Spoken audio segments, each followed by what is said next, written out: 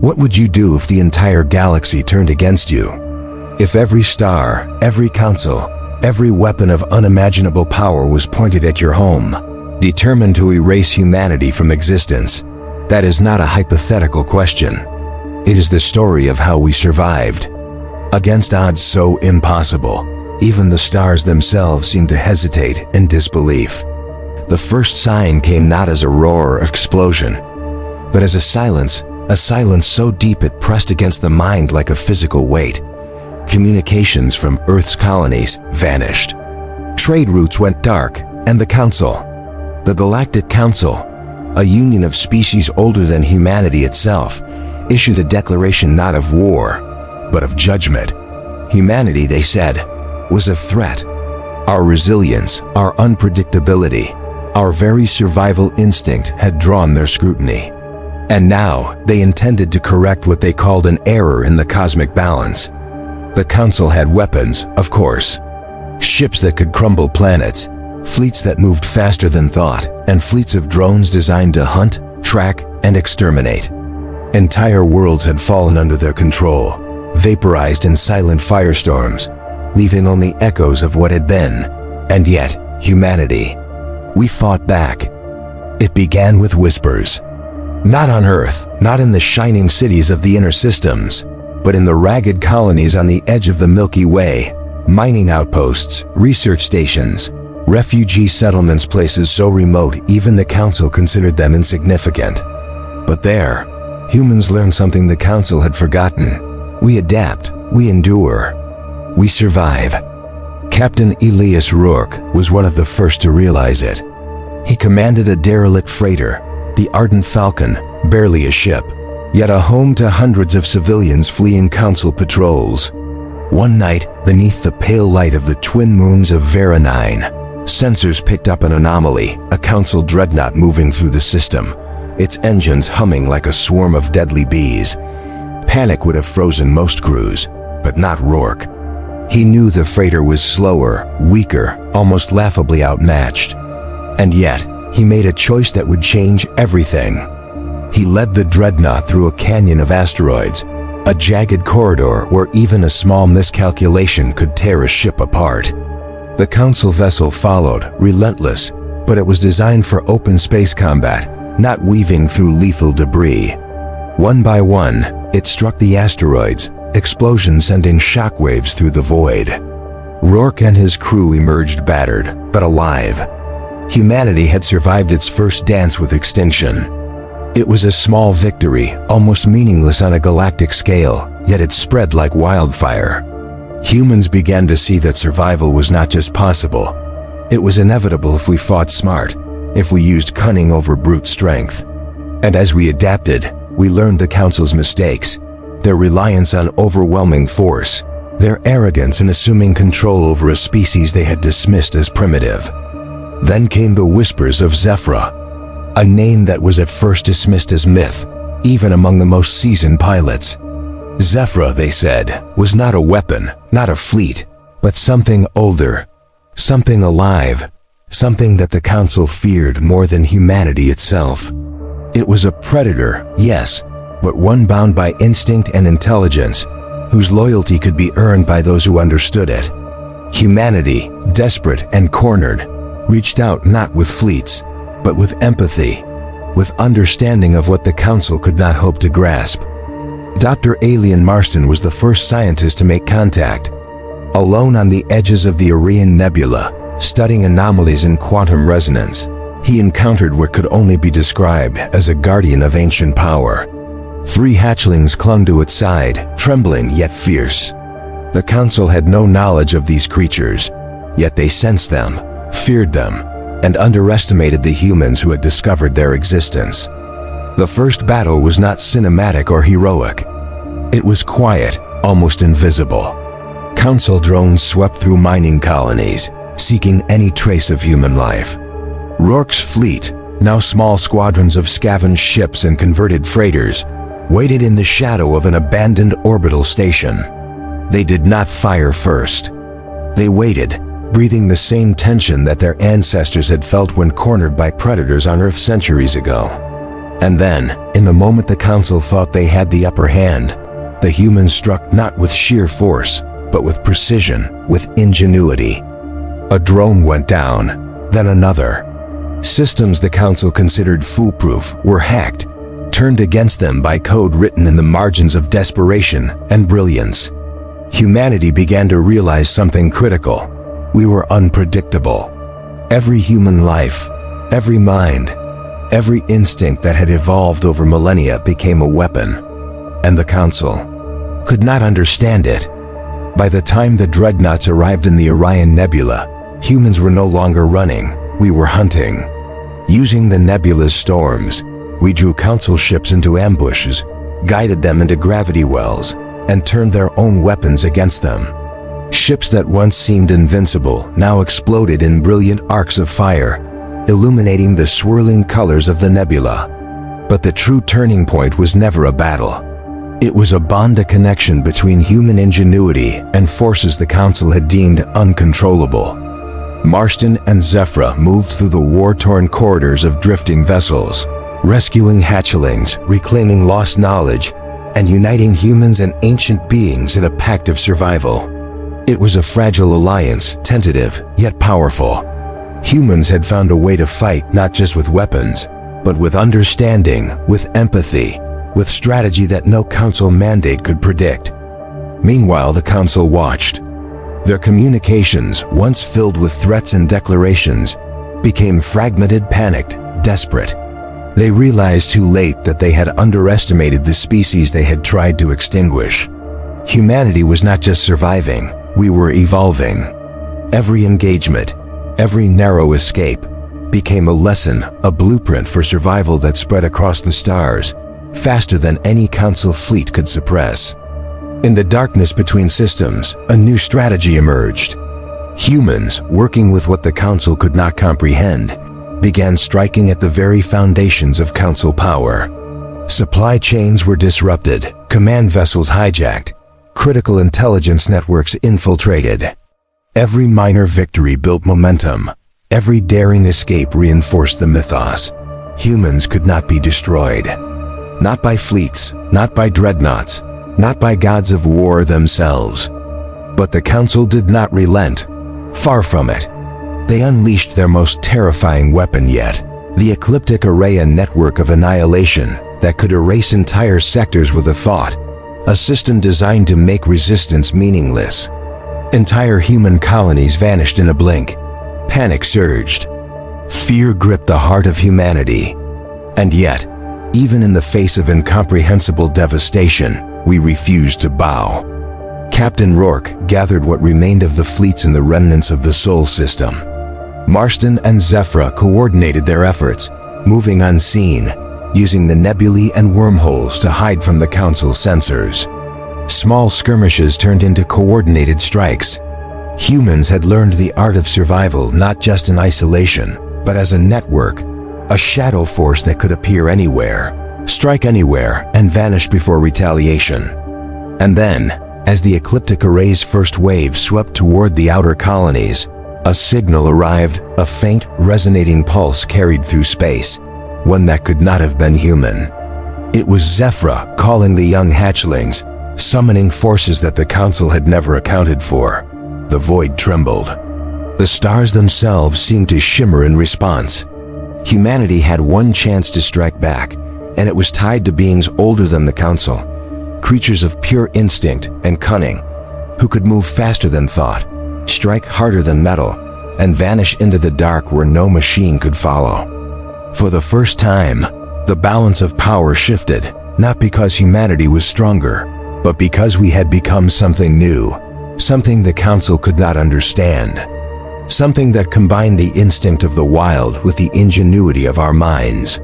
And as the first Council dreadnoughts moved into the heart of the nebula, they faced a reality they could not anticipate. Yet the story was far from over.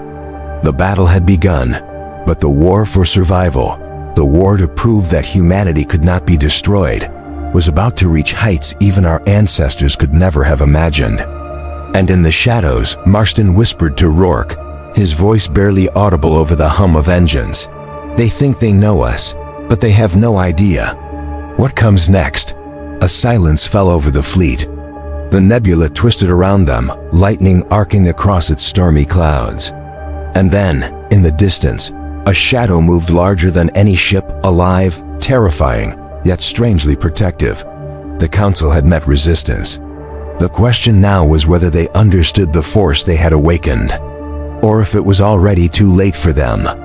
The first wave of the ecliptic array approached, and humanity held its breath.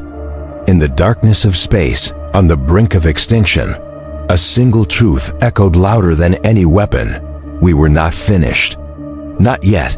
And somewhere in the nebula, Zephra's hatchlings stirred, sensing the coming storm, a storm that would either erase us completely or transform us into something the galaxy would never forget. The council thought the fight was theirs. Humanity knew better, and the war was only beginning. The shadow moved first.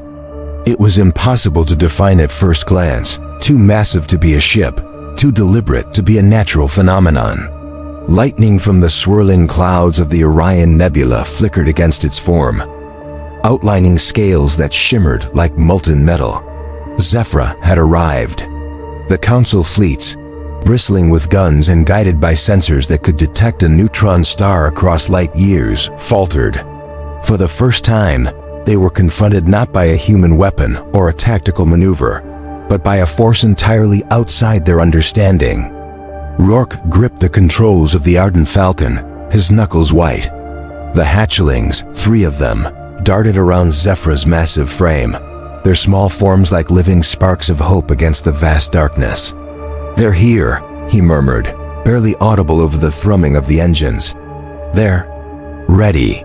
For a moment, everything slowed. The council dreadnoughts, confident, methodical, unyielding, drifted into the storm of the nebula. Their weapons glinted in the diffuse light, ready to fire the ecliptic array, ready to obliterate everything in their path. But Zephra moved like water around rock, smooth, flowing, unpredictable. One sweep of her massive wings and drones were torn apart before they could even react. Another gesture, and an entire formation of fighters was caught in a magnetic whirlpool, spinning helplessly into debris fields.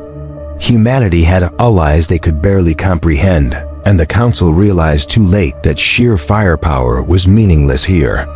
Marston's console flickered with warnings and anomalies, but he ignored them.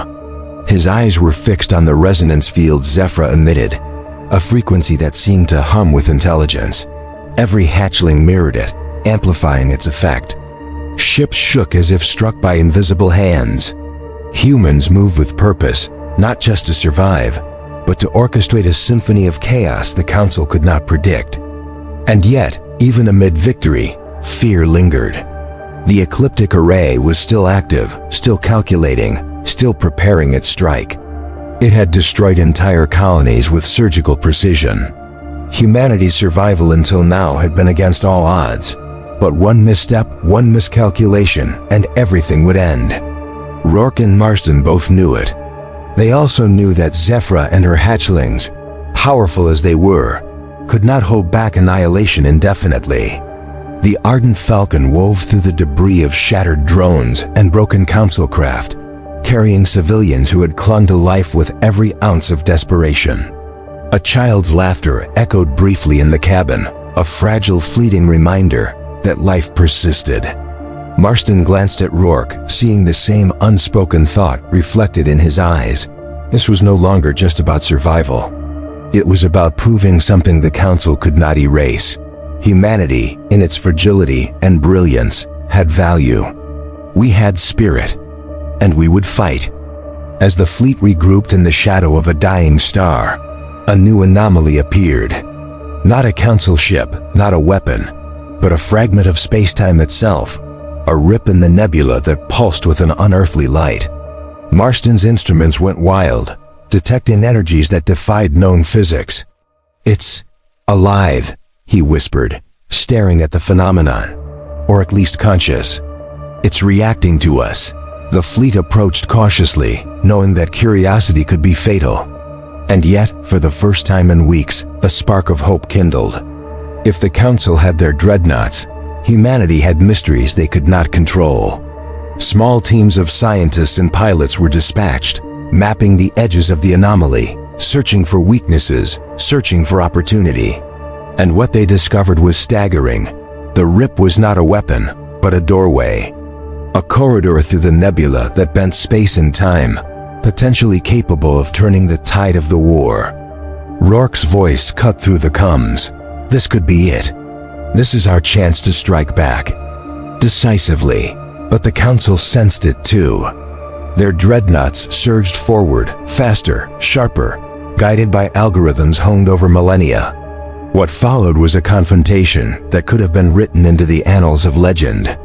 The Council struck with everything they had: lasers that seared the vacuum, missiles that could pierce planetary crusts, arrays of drones like swarming locusts. But Zephra and her hatchlings moved with impossible precision. The humans, small and fragile, wove through the chaos, exploiting gaps, turning Council weapons against themselves. Marston realized mid-battle that something unprecedented was occurring.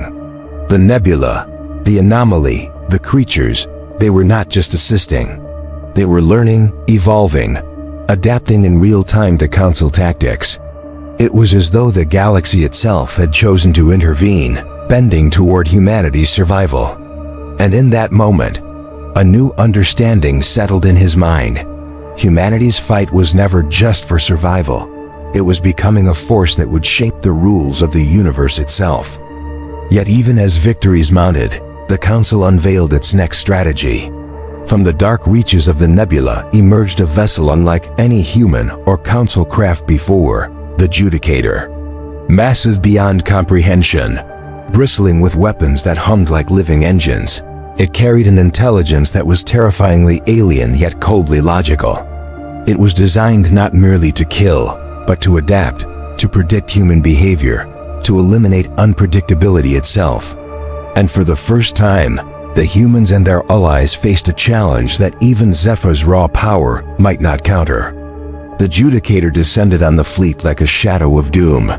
Dreadnoughts fell back, drones scattered. The anomaly's light flickered under its influence, as if even space itself shuddered at its presence. Rourke's hands flew over the controls. It's calculating everything. Every move we make, it's predicting it. He shouted. Marston's mind raced. They had to find a vulnerability, something the Council's ultimate weapon could not anticipate. The key, as always, came from the most unexpected source.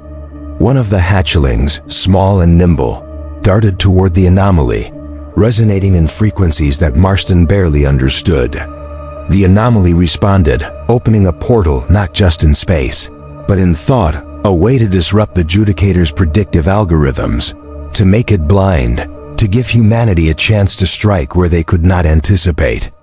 Rourke took a deep breath and gave the order. Every human ship, every improvised fighter, every civilian vessel converted into a weapon of survival, moved toward the portal. Zephra followed, massive and terrifying, her wings slicing the void, shielding the fleet, scattering Council drones like autumn leaves. And in that moment, the impossible happened. The Judicator faltered. Its algorithms, its calculations, failed to comprehend the anomaly's resonance. It hesitated a fraction of a second, but in the vacuum of space, a fraction of a second can decide the fate of worlds. Humanity struck, not with overwhelming force, but with precise, unpredictable maneuvers that exploited the weakness the Council had never imagined. Ships collided with the Judicator, not to destroy it outright, but to overload its systems, to turn its power against itself. Drones, once instruments of terror, were redirected, and the Council fleet descended into chaos. And all the while, the hatchlings amplified the resonance, bending the anomaly's power into a shield that protected the fleet. In the midst of the battle, Rourke caught sight of something that made his heart skip: a vision of Earth itself, distant but shining, vulnerable, waiting. The fight in the nebula was not just for survival, it was for the very right to exist, to return, to reclaim what the Council had threatened to annihilate. And yet, even in victory, there was no time to celebrate. The anomaly, unstable and sentient, pulsed unpredictably, threatening to collapse under the strain of the Judicator's interference. Marston realized that their lifeline, their advantage, was a fragile thread. One wrong move, one miscalculation, and the portal could implode, taking the fleet, the hatchlings, and possibly even Zephra herself into the void. A hush fell over the fleet as the final stage approached. Rourke's voice was steady, but every syllable carried the weight of a lifetime of struggle. "We either make it through, or we don't. Hold tight." The anomaly pulsed brighter than the heart of a star, the hatchling's resonance reaching a crescendo. Zephra roared, a sound that shook the vacuum itself, and the Judicator reeled under the unrelenting force. Council ships scattered, systems failing as the anomaly's energy bent the rules of physics and strategy alike. In that fleeting moment, Marston glimpsed a vision of what humanity could become, not just survivors, not just fighters, but something that could bend the universe itself to the unpredictable, creative force of life. And for the first time, hope was not fragile, it was tangible. It was alive. But as the portal stabilized, a shadow emerged within it, something Marston had not anticipated. It was not a ship, nor a council weapon, nor even a natural phenomenon. It was intelligence. Vast, alien, and aware, observing the humans, the hatchlings, the anomaly, and deciding whether they were a threat, an experiment, or a species worthy of existence. Rourke's breath caught. What? What is that? Marston's hand hovered over the console, unable to move. I don't know, but it's watching. And it's waiting for us to make the next move. In the silence that followed, Zephra and her hatchlings circled the fleet, protective, resolute, aware of the presence beyond the portal. The stars themselves seemed to hold their breath, as if anticipating what would come next. Humanity, battered but unbroken, had survived battles the Council believed impossible, but the universe was reminding them that survival was only the beginning.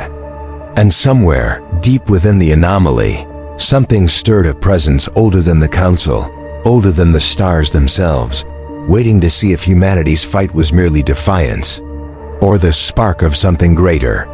The fleet hung on the edge of the portal, suspended between survival and the unknown. Marston whispered to Rourke, voice low but certain, "Whatever waits on the other side, we step forward together. Or we fall together. Humanity doesn't get a second chance." And with a collective breath, the fleet edged into the anomaly, into the unknown, leaving behind the familiar darkness of the Nebula and entering a reality that would challenge everything they thought they knew about the universe, themselves, and the power of life itself. The Council watched, powerless for the first time, as humanity disappeared into the pulse of light, leaving behind a question that would haunt every corner of the galaxy. Could a species they deemed primitive, fragile, and unpredictable truly shape the fate of the cosmos? And in that instant, in the quiet before the storm, Marston understood the truth. Survival was no longer enough. Humanity's fight had evolved into something greater, something that would either redefine existence itself, or consume them in the attempt. The portal shimmered, the unknown beyond beckoning, and the fleet pressed forward, hearts pounding, minds racing, and hope burning brighter than any star. The fleet drifted through the pulse of the anomaly like leaves caught in a current they could not see. Stars bent, light twisted, and the very fabric of reality seemed fluid, alive, as though the universe itself had exhaled and humanity was riding its breath. The hatchlings flitted alongside Zephra, their small bodies glowing with a resonance that pulsed in rhythm with the anomaly. It was beautiful, terrifying, and utterly alien. For the first time, the humans felt not like masters of their destiny, but like guests in a realm older and wiser than anything they had imagined. Inside the ardent Falcon, the hum of the engines felt insignificant against the shifting void outside. Marston sat rigidly at the console, fingers brushing the interface as if it could anchor him to something real. Around him, the rest of the crew moved in a trance-like silence, eyes wide at the vistas unfolding outside every viewport. Nebulae bled colors they had no names for. Shards of crystalline light floated through voids as though gravity had forgotten its place. Even Zephra's shadow, cast across the hull, seemed to ripple against reality itself. Rourke broke the silence, voice low, almost reverent. "It's different out here. I don't know if I can even think the way I used to." Marston nodded, though his eyes never left the readings. "We've left the known galaxy behind. Every instinct we've had, every tactic we've relied on. It may not mean anything here. This place doesn't follow our rules, and it didn't." Moments later, the anomaly shifted again, faster this time, pulling the fleet toward a vortex of churning light. Warnings flashed on every console, alarms screamed across the bridge, but Zephra moved like a ghost, guiding the hatchlings and the fleet with movements so precise they seemed preordained. The vortex twisted, opening and closing, revealing glimpses of places that should not exist, planets suspended in darkness, moons radiating an inner fire, vast constructs of crystalline metal orbiting nothing. The anomaly seemed almost playful, toying with them, testing them, and the crew felt a thrill of fear and awe intertwine. Then came the first signal. Not from Marston's instruments, not from the fleet, but a voice echoing in the mind rather than through any speaker. It was neither male nor female, not human, not entirely alien. It was resonance itself, vibrating through the hull, through Zephra, through the very resonance of the hatchlings. "Why do you survive?" Silence followed. Rourke's hand hovered over his com panel, unsure whether to speak, whether to acknowledge, whether to even think. The voice returned, calm yet penetrating. "You persist where others fall. You adapt, you defy. But why? What is the price of your existence?"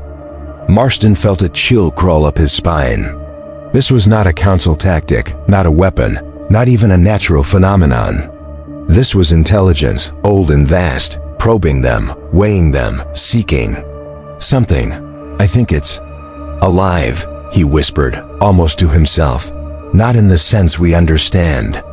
It's conscious, observing." The fleet pressed forward, answering the question only with presence, moving as one through currents that defied physics. And then, the first trap unfolded. A rift tore open ahead, snapping the space around them into jagged shards. Ships were thrown violently, alarms screamed, and for a heartbeat, time itself seemed to dilate. Rourke felt the ardent Falcon's hull twist under impossible strain, metal screaming in protest. Zephra roared, her massive form slamming through the void with instinctive precision, shielding the hatchlings and smaller craft. But even her immense power struggled against the anomaly's shifting currents. A hatchling screamed, a high-pitched sound of pure resonance, and the anomaly responded not with aggression, but with reflection. The currents parted slightly, almost acknowledging the plea, allowing the fleet to recover. Humanity had survived once more, not through strength, but through connection. And yet, the cost was immediate. Several freighters had been shredded, their crews lost in silence. The stark reality hit Rourke with bone-deep weight. Survival here was a test, not a guarantee. They navigated further, and the anomaly shifted again, slowing, coalescing into a corridor of prismatic light. Within it, Marston noticed structures, vast geometric forms floating in zero gravity, constructed of materials that shimmered between solid and liquid, their surfaces etched with symbols that seemed to vibrate in sync with Zephra's resonance. The humans aboard the fleet were spellbound. Some whispered prayers, some silently cried.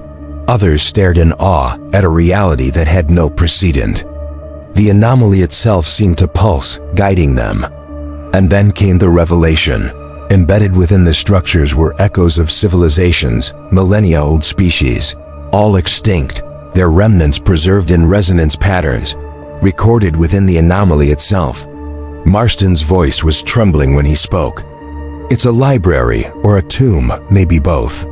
The anomaly holds the memories of entire civilizations. It records them, observes them, judges them." Rourke's gaze hardened. "And us?" he asked. "Are we next?" Before Marston could answer, the voice returned, vibrating not just in thought, but in the very hull of the ships. "You carry chaos. You carry unpredictability. You are a question the galaxy did not expect, and yet, you persist. It wasn't a threat. It was a consideration, a measurement, a pause in the universe's judgment. And that pause, brief as it was, felt like hope. But it was fragile, and Marston knew it. One wrong step, one miscalculation, and the anomaly could shift from observer to executioner. The fleet proceeded cautiously, approaching a central structure that glimmered brighter than any star. As they drew closer, the anomaly began to interact with them in ways Marston could barely model. Gravity fluctuated, yet ships maintained course. Time dilated and contracted in unpredictable rhythms. Sensors failed to measure anything consistent. And yet, the resonance of Zephra and the hatchlings harmonized with the anomaly, stabilizing the fleet's path. Humanity, at the edge of extinction, was now a participant in a system that seemed alive, responsive, and intelligent. Then came the twister revelation that altered everything. Within the central structure, Marston detected a signal embedded in the resonance, one that mirrored the patterns of the hatchlings themselves. It was not random. It was deliberate. The anomaly, it seemed, was reacting specifically to their presence. Humanity and Zephra's offspring were somehow the key, not merely survivors, but catalysts. The anomaly's purpose, whatever it truly was, seemed intertwined with them. A tremor ran through the fleet. Rourke gripped the controls. Are we supposed to do something? Marston swallowed hard, staring at the readings. I think. Yes, we're not just being observed, we're being tested. And if we fail, it might not just be us who dies. The corridor widened, revealing a chamber suspended in the void. Within it, structures shimmered like liquid glass, resonating with the hatchlings' frequencies. Zephra hovered at the threshold, sensing a presence so profound it made her massive form tremble. The hatchlings, unafraid, darted forward, their resonance flaring like beacons in the darkness. And then the chamber shifted. Walls, or what seemed like walls, rearranged themselves, forming shapes that were impossible to define. Marston's instruments registered impossible dimensions, calculations that should have broken every law of physics. And at the center, a singularity of light pulsed a core that seemed to contain consciousness itself.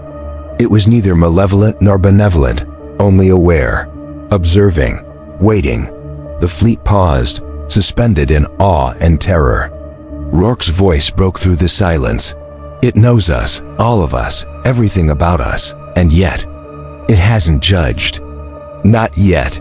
Marston felt a mix of fear and exhilaration. It's learning, adapting, responding to us the way we respond to it. This is beyond anything we've faced. Beyond anything we've survived.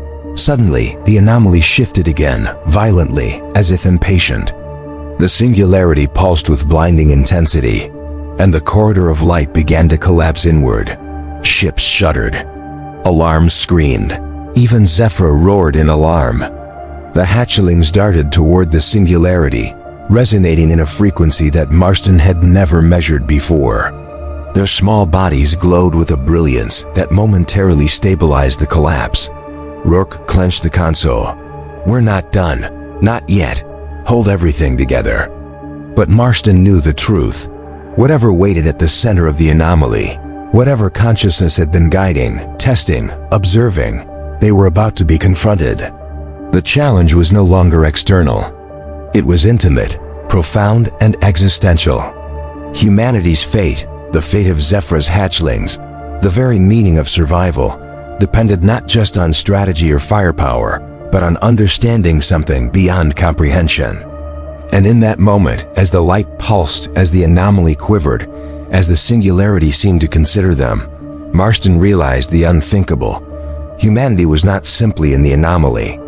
The anomaly was in humanity. Their resilience, their adaptability, their unpredictability, it was part of a larger equation, one that had been building for eons. And the Council, the Dreadnoughts, the Ecliptic Array, none of it mattered anymore. A thought struck him with terrifying clarity. If they failed here, if they misread the test, The galaxy would not only judge humanity, it would erase the species from memory, as if they had never existed, and worse. What if passing the test didn't just ensure survival, but something far more consequential? Something they could not yet understand? The singularity pulsed again, brighter, more insistent. Marston swallowed, glancing at Rourke. We have to step forward. There's no turning back now. Zephra nudged the hatchlings, guiding them as if she understood the weight of the choice better than any human could. The fleet moved as one, hearts pounding, minds straining to comprehend the impossible. Outside, the void shimmered, reality bending, awaiting the answer humanity would give. And as they entered the heart of the singularity, Marston could only whisper, half to himself, half to the universe, whatever comes next. This is the moment that decides everything. The light engulfed them, and for a heartbeat, the void was silent. Then, something shifted. The anomaly's resonance changed. Not chaotic, not destructive, but expectant, waiting. And in that expectation, Marston sensed the first true question of the universe directed at humanity. What are you? For a moment, there was nothing. No ships, no stars, no nebulae, only the pulse of the anomaly surrounding them like a heartbeat, steady and deliberate. Time itself seemed to stretch and bend, each second pregnant with weight, each breath an eternity. The singularity's light no longer burned, it shimmered, soft and knowing, reflecting in the eyes of every human aboard the fleet, in the glowing scales of Zephra, and in the tiny radiant forms of her hatchlings. Marston's hands hovered over the console, useless now. No instrument could measure what they were witnessing, no calculation could predict what was happening. All around them, the anomaly shifted in gentle waves, almost caressing, almost questioning, as if it were waiting for a response not in words, but in presence. And in that space, humanity understood something fundamental. Survival was never the end goal. It had always been the journey, the struggle, the learning, and the daring to exist despite the impossible. Rourke leaned back in his seat, eyes wide, chest heaving. The ardent falcon floated weightless, untethered, yet secure in a current they could not see. I don't know if I can feel fear anymore, he murmured, voice raw. Or maybe I just don't need to. Marston nodded, though he felt the weight of every life lost, every narrow escape, every planet that had been a casualty of the Council's arrogance. We learned what matters. Not weapons, not fleets, not strategies. Connection, curiosity, the ability to see the unknown and still move forward. Outside, Zephra circled the fleet with the hatchlings weaving around her, their resonance now a soft hum that blended perfectly with the anomaly. It was as if the universe itself had accepted them, not as conquerors, not as victims, but as participants in a cosmic story older than time. Each pulse of light, each subtle shift in the anomaly, carried affirmation, reassurance, and understanding. And then came the quietest moment of all, stillness. The singularity contracted, folding in on itself with deliberate slowness, and a path opened, a corridor that led not back to the known galaxy, but somewhere new. Marston sensed the implication before anyone spoke. It's giving us a choice, he whispered. We can go back, or step forward. Rourke's gaze flicked to the others. No one spoke, because words would have been inadequate. Their survival had never been about choice in the conventional sense. It had been about daring to act in the face of impossibility. And now, the universe itself asked whether they would continue daring or retreat to safety. Zephra's massive head tilted, her eyes reflecting the gentle glow of the anomaly. The hatchlings chirped softly, nudging one another as though urging humanity forward. For the first time, their guidance felt clear. The anomaly did not demand, it invited. It did not judge, it waited. And in that waiting, it gave humanity something it had never asked for before: trust. Marston exhaled slowly, heart pounding with a strange mixture of reverence and relief. We've survived the Council, the ecliptic array. Everything they thought could erase us, he said quietly. But maybe the lesson isn't just survival. Maybe it's about what comes after.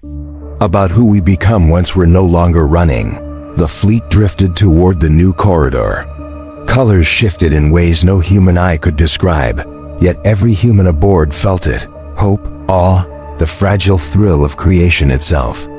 They moved as one, and in that unity, Marston saw the reflection of every choice humanity had made, the courage of those who fought, the ingenuity of those who adapted, the empathy that had allowed them to connect with creatures like Zephra. And yet, even in this calm, there was mystery. The anomaly had not answered all questions. It had not explained why humanity mattered, why the Council had failed to anticipate their resilience, or what lay beyond the lighted corridor. But for the first time, those questions were not terrifying. They were invitations. Invitations to explore, to create, to become. Rourke's hand brushed against the viewport, where the corridor shimmered like liquid glass. "Do you think we'll ever understand it?" he asked, voice barely audible. Marston smiled faintly. "I don't think understanding is the point. Maybe some things aren't meant to be fully known. Maybe they're meant to guide us, to challenge us, to show us what we're capable of when we dare to move forward." Zephra roared softly, a low, protective rumble, and the hatchlings twined around her, light pulsating gently in rhythm with the corridor. The fleet followed, and for the first time in centuries, humans felt entirely free, not free from danger, not free from uncertainty, but free to be more than what they had been. As they emerged from the corridor, the first glimpse of the universe beyond took their breath away. Nebulae stretched across the void like rivers of molten glass. Stars blinked with colors humanity had never named. Planets rotated in impossible synchrony, their surfaces shifting in patterns that suggested intelligence, life, and harmony. And floating amidst it all, at once incomprehensible and intimate, was the sense of a cosmos that had been waiting, not to test, not to destroy, but to invite participation. Rourke swallowed hard. "It's beautiful," he whispered.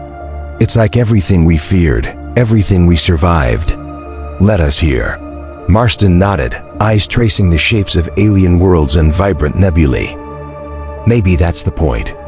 Humanity fought not just to survive, but to prove we could rise beyond fear, beyond limits, beyond the expectations of those who thought they could define us. And in doing so, we found not a galaxy to conquer, but one that welcomed us." For a long while, there was silence. The fleet drifted through the infinite expanse, a fragile thread of humanity entwined with creatures older than memory and a universe that had tested them. And in that silence, Marston understood something he could never have measured, calculated, or predicted.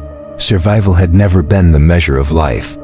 The measure was connection between species, between worlds, between the living and the unknown.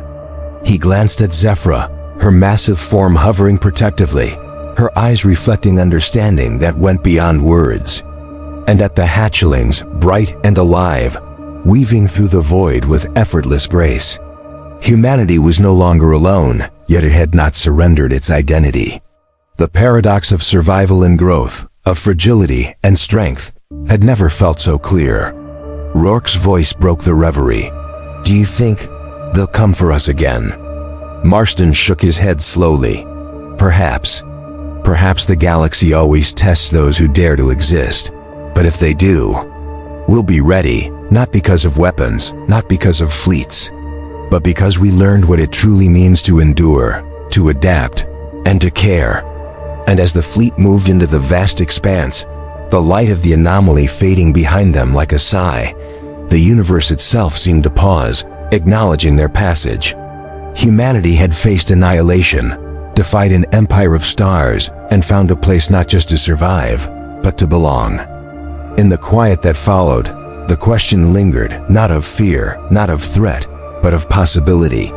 If survival is only the beginning, what heights might a species reach when it truly understands its own resilience? Marston watched the light of distant stars refract through the hull, felt the hum of Zephra and the hatchlings resonating through the ship, and for the first time he understood. The universe does not ask for perfection. It asks for daring. It asks for presence. It asks for the courage to step forward, even when the path is unknown, even when the end cannot be predicted. And somewhere, deep in the silence of space, the anomaly pulsed once more, a quiet acknowledgement, not of victory, not of judgment, but of understanding. Humanity had not been tested to prove strength. It had been tested to awaken. The fleet continued onward, a small thread of light in an endless cosmos, carrying with it the proof of what life could endure, the memory of those who had fought, and the promise of something greater yet to come. Marston leaned back, closing his eyes for a moment. "We survived," he whispered, "but more than that. We became something we didn't know we could be." And in that infinite void, where stars shimmered like questions and planets turned like silent witnesses, one thought lingered, quiet yet profound. Perhaps survival is not enough. Perhaps the true measure of a species is its willingness to face the impossible and, in doing so, discover the extraordinary within itself. The light faded slowly as the fleet moved further into the unknown, but the resonance remained, a heartbeat, a promise, a whisper from the cosmos. You are here, you endure. And that is enough to change everything. And somewhere, just beyond perception, the universe waited, watching, patient, and ready for the next daring step.